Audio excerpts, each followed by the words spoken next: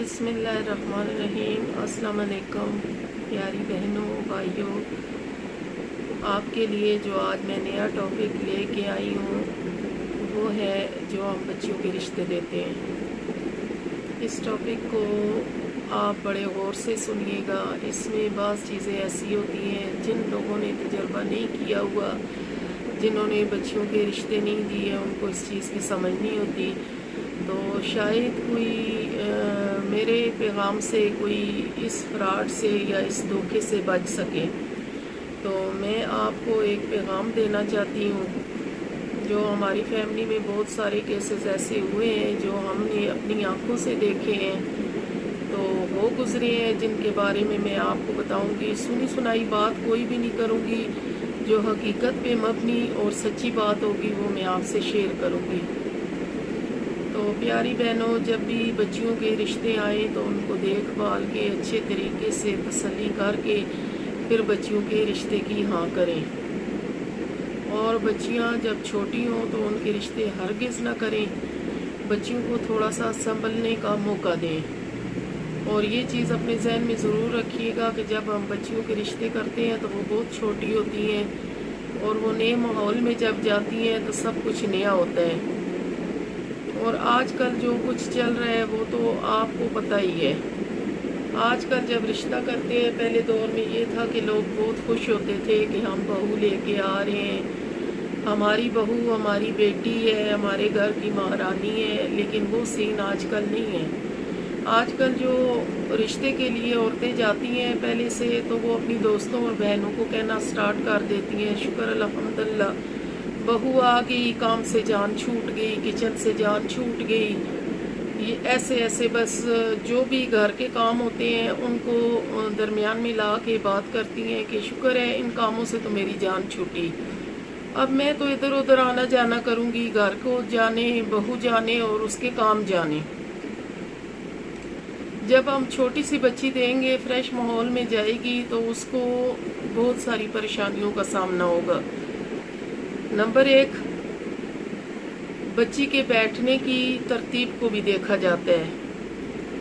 ये शुरू वाला ज़माना या दौर नहीं रहा। अब जो दौर है उसमें तो पहले ही आपसे हर चीज़ की डिमांड की जाएगी कि जहेज़ में आप बातों बातों में आपको पूछेंगे कि आप जहेज़ में क्या दे रहे हैं। फिर उस चीज़ में कोई कमी पेशी होगी, किसी और को सामने रख के वो आपसे इस चीज़ का डायरेक्ट अगर ना भी कह सकें तो वो किसी तरीके से आपको इन चीज़ों का ज़रूर जो है वो जहन से निकालेंगे कि ये चीज़ आप नहीं दे रहे। हमने फलां की शादी में गए थे, उसका इस तरह का सामान था, उसका उस तरह का था। मजबूरन वो जो बेबस मजबूर माँ बाप होते हैं उनको भी देना पड़ता है।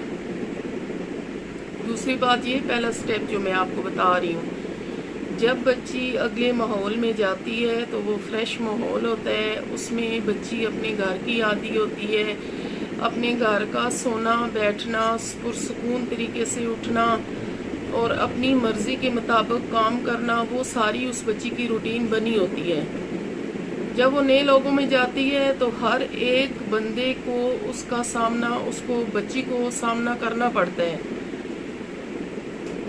बच्ची उठी किस टाइम पे है ये भी नोटिस में लिया जाएगा। बच्ची ने उठ के नमाज पढ़ी है कि नहीं पढ़ी ये भी नोटिस में लिया जाएगा। बच्ची ने किचन में आके ये काम किया है या नहीं किया। बच्ची किस तरह चलती है, किस तरह बैठती है, किस तरह खाती है, कितना खाती है और किस तरह का वो पहनती है और क्या वो बनाव संगार किस तरह कर रही है। इस हर एक टॉपिक पे उस पे बहस, उसकी हर चीज़ पे बहस चल जाती है। वो और दौर था, वो और ज़माना था जब बहू लेके आते थे तो सास फूले नहीं समाती थी, तो वो कहती थी कि मेरी बेटी है, ये इस घर की वारिस है, इस घर की मालकिन है। जब ये बातें बच्चियां सुनती थी तो बच्चियां, उनको यकीन होता था, ज़हनी तौर पे वो उनको यकीन हो जाता था ये हमारा अपना घर है, हम इस घर की वारिस हैं। तो जो वारिस होता है वो अपने घर की खराबी नहीं करता। तो जब आप जिस बच्ची को समझेंगे कि ये बच्ची घर में اس کا کچھ بھی نہیں ہے، یہ ایک نوکرانی کی اوقات رکھتی ہے، یا یہ ایک ملازمہ کی اوقات رکھتی ہے، یا یہ کام والی ہے۔ آپ اس کو جب یہ اس طرح کے ورڈ استعمال کریں گے تو اس بچی کے ذہن میں آپ کے لیے کوئی دلچسپی، کوئی ہمدردی نہیں ہوگی۔ بعض دیکھنے میں آیا ہے کہ بعض لوگوں میں ایسے بھی ہوا ہے کہ جن بچیوں کے ماں باپ نہیں ہوتے، لوگ ان سے بھی ناجائز فائدہ اٹھاتے ہیں، ان کو بھی پریشرائز کرتے ہیں، ان کو مجبور کرتے ہیں ہر چیز، ہر کام کے لیے۔ وہ بچیاں مجبور ہو کے بھی وہ کام کرتی ہیں کہ ہمارے تو پیچھے ماں باپ بھی نہیں ہیں، ہمارا دیکھنے والا کوئی نہیں ہے، ہمارا بھائی نہیں ہے، ہمارا والد نہیں ہے، ہماری والدہ بیمار ہے، یا کچھ سو مسئلے مسائل ہوتے ہیں۔ تو یہ چیز اگلوں کو بھی سوچنی چاہیے، جو لے کے آتے ہیں ان کو بھی سوچنا چاہیے کہ جو ہم اپنی بیٹیاں کسی کے گھر بھیجتے ہیں، یہ سین ہماری اپنی بچی کے ساتھ ہو تو ہمارے دل پہ کیا گزرے گی۔ میں آپ کو گھریلو سچائی اور سچی باتیں بتا رہی ہوں، میں کوئی کہانیاں نہیں پڑھ رہی، نہ کوئی میں آپ کو ناول سنا رہی ہوں، میں وہ باتیں بتا رہی ہوں جو حقیقت پہ مبنی ہے۔ دوسرا یہ کہ پلیز اپنی چھوٹی بچیوں کی شادیاں بالکل بھی نہ کریں، بچیوں کو اتنی ایج میں آنے دیں کہ وہ اپنے آپ کو سنبھال سکیں، وہ اپنے آپ کو اچھے برے کی تمیز ان میں ہو جائے، ان کو یہ شعور ہو جائے کہ گھر کیسے سنبھالنا ہے، بچے کیسے سنبھالنے ہیں، ساس سسر کو کیسے سنبھالنا ہے، گھر میں جو مہمان آتا ہے یہاں تک کہ اس کو کیسے دیکھنا بالنا ہے۔ یہ آپ کی مائیں یہ اپنے ذہن میں ضرور رکھیے گا کہ یہ اتنے بوجھ ہماری بچی اٹھا سکتی ہے، اس قابل ہو چکی ہے، پھر اس کی شادی کریں۔ آج کل چھوٹی چھوٹی بچیوں کی ہم شادیاں کر دیتے ہیں، 100 بیماریاں لے کے بچیاں بیٹھ جاتی ہیں، پھر جب بیمار ہوں گی تب بھی ان کے لیے تانا کسی شروع ہو جائے گا۔ ہاں جی، اس کو تو یہ چیز نہیں آتا، اس کو تو ماں نے یہ کام نہیں سکھایا، اس کو تو ماں نے وہ کام نہیں سکھایا۔ ایسی کوئی بھی ماں نہیں ہے جو اپنی بیٹیوں کو غلط ہدایت دے گی، یا اس کو کوئی کام نہیں سکھائے گی، یا اس کو گھر گرہستی کا نہیں بتائے گی۔ بہت پڑھی لکھی بچیاں بھی ہوتی ہیں تو مائیں ان کو ضرور گائیڈ کرتی ہیں، جو گھریلو مائیں ہوتی ہیں، جو گھر گرہستی والی مائیں ہوتی ہیں، وہ اپنی بچیوں کو ضرور سمجھاتی ہیں کہ بیٹا یہ آپ نے ہماری عزت رکھنی ہے، دکھ سکھ میں اپنے میاں کا ساتھ دینا ہے، اپنے گھر کو گھر سمجھنا ہے، ہر چیز۔ یہاں تک کہ جب وہ رخصتی ہوتی ہے تو ماں باپ کہتے ہیں آپ ہمارے لیے ہو، آج کے بعد مر گئی ہو، زندہ آؤ، خوشی سے آؤ، ہزاروں دفعہ آؤ، ناراض ہو کے گھر میں بھی نہیں آنا، اور اپنا جو میکہ ہے یا جس طرح بھی آپ آؤ، لیکن سسرال میں کسی قسم کی پریشانی بنا کے نہیں آنا۔ میرے کہنے کا یہ مقصد ہے کہ جب بچیوں میں شعور ہو جائے ہر قسم کا، تو بچیوں کی ایج اس قابل ہو جائے کہ وہ شادی کے لیے آپ سمجھ سکتی ہیں، ماں سمجھ سکتی ہے کہ یہ گھر گرہستی کو چلا لے گی، یہ سب کچھ کر لے گی، تو پھر آپ اس کی شادی کریں۔ جو رشتہ لے کے آئیں ان کی باتوں پہ بالکل بھی نہ جائیں۔ اگر وہ کہتے ہیں نا کہ ہم اس کو پلکوں پہ بٹھا کے رکھیں گے، ہم اس کو اپنی ہاتھوں پہ بٹھا کے رکھیں گے، ہمارا تو کام ہوتا ہی نہیں ہے، ہمارے گھر میں تو اتنا کام ہی نہیں ہے۔ جب آپ کی بیٹی لے کے جائیں گے نا تو ہزاروں کام نکل آئیں گے، پھر ان کے کام بھی نکل آئیں گے، اور پھر وہ ان کے لیے وہ نظریں جو ہی بہو آپ کے دروازے سے انٹر ہوتی ہے نا تو ساس کے تیور ہی بدل جاتے ہیں۔ یہ نہیں کہ ہر ساس ایک جیسی ہوتی ہے، بہت ساری مائیں ایسی بھی ہیں جو اپنا دل جلا کے بھی اپنے بچوں کے گھروں کو آباد رکھتی ہیں، اپنے بچوں کی زندگی کو خوشحال کرنے کے لیے انہوں نے اپنا آپ ختم کر دیا ہوتا ہے۔ بہت ساری مائیں ایسی بھی ہیں، اور بہت ساری ایسی بھی ہیں جو آگ لگائے تو رہتی ہی نہیں ہیں۔ وہ یہ نہیں سوچتی کہ ہم تو زندگی گزار چکے ہیں، لیکن اب ان کا جو وقت ہے اس کو ہم گندا نہ کریں۔ پلیز ریکویسٹ ہے بچیوں کو تھوڑا سا سمجھدار ہونے دیں، اپنا بوجھ اٹھانے کے قابل ہوں تو پھر بچیوں کے رشتے دیں۔ یہ ایک آپ کی بچی کا مسئلہ نہیں ہے، یہ پورے پاکستان کی، پوری دنیا کی بچیوں کا مسئلہ ہے۔ اور جب آپ غلط فیصلہ کر لیں گے تو بعد میں جب آپ کے لیے مسئلے مسائل، ایک تو بچی جب دنیا جہان کا آپ نے پوری زندگی کا جمع کیا ہوا، ماں نے ایک ایک قطرہ چن کے اپنی بچی کے لیے جب وہ جمع کر کے رکھتی ہے تو اس کی یہی کوشش ہوتی ہے کہ جب رخصتی ہو تو میری بچی کے لیے وہ سب کچھ ہو جس کی وہ خواہش مند ہے۔ وہ اس کو نصیب نہیں دے سکتی لیکن دنیا کی ہر آسائش دینے کی کوشش کرتی ہے، والد ہر آسائش دینے کی کوشش کرتا ہے، لیکن ماں باپ نصیب تو نہیں دے سکتے۔ لیکن ہم یہ تو دیکھ سکتے ہیں کہ یہ جو وائٹ کپڑوں میں لوگ آپ کے گھر آتے ہیں، انگوٹھیاں، چینیں، گھڑیاں اور وائٹ سوٹ کبھی بھی کسی کا نہ دیکھیں۔ ان کا بیک گراؤنڈ لازمی پتہ کریں، ان کی گھر گرہستی کا، پیچھے پوری نسل کا پتہ کریں، اور نسل کا بہت اثر ہوتا ہے۔ جب بھی کوئی رشتہ کریں تو نسل دیکھ کے کریں، نسل کا بہت اثر ہوتا ہے۔ یہ پہلے جو ہمارے بزرگ تھے نا، وہ کہتے ہوتے تھے کہ گھر میں اگر کتا پالو تو وہ بھی نسل دیکھ کے رکھو، تو نسل کا بہت اثر ہوتا ہے۔ تو جب بھی رشتہ دیں اس کی ساری انکوائری، ہر چیز کا بایو ڈیٹا باہر نکلوا کے اس کو ہر طریقے سے چیک کریں۔ جلد بازی میں کبھی بھی بچیوں کے رشتے نہ دیں، تھوڑا ٹائم مانگے، پرسکون طریقے سے، تسلی سے۔ ابھی جو آپ کے پاس ٹائم نہیں ہوگا آپ بچیوں کا پتہ نہیں کروائیں گے، کل آپ کے لیے سارے مسئلے مسائل بن جائیں گے۔ اللہ نہ کرے کہ کسی بچی کا مسئلہ مسائل بنے، لیکن کل کو سارے مسئلے مسائل بن جاتے ہیں۔ تو میں اس لیے کہہ رہی تھی کہ جتنا ہو سکے ہر قسم کی تسلی کر کے بچوں کو دیں۔ تو اگلا ٹاپک میں جو لے کے آؤں گی وہ میں بتاؤں گی کہ جب بچیوں کے ساتھ برا ہو جاتا ہے تو کچہری اور عدالتوں میں کیا حال ہوتا ہے۔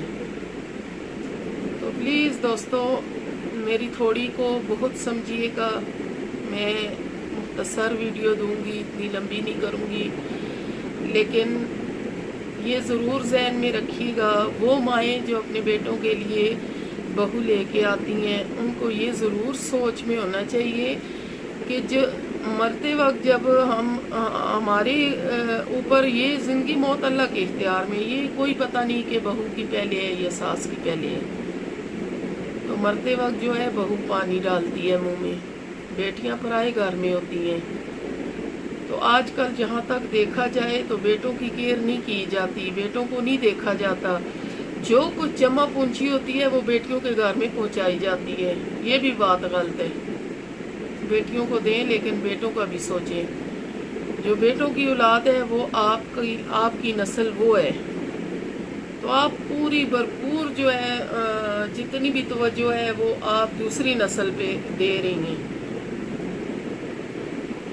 تو یہ چیز ہوتی ہے، بہو کو بھی سوچنا چاہیے کہ میں سب کچھ چھوڑ کے آئی ہوں، یہی میرے ماں باپ ہے، انہی کے ساتھ میں نے جینا مرنا ہے، اور یہی میرا گھر ہے، اور یہ میرا میاں ہی میری دنیا اور آخرت ہے۔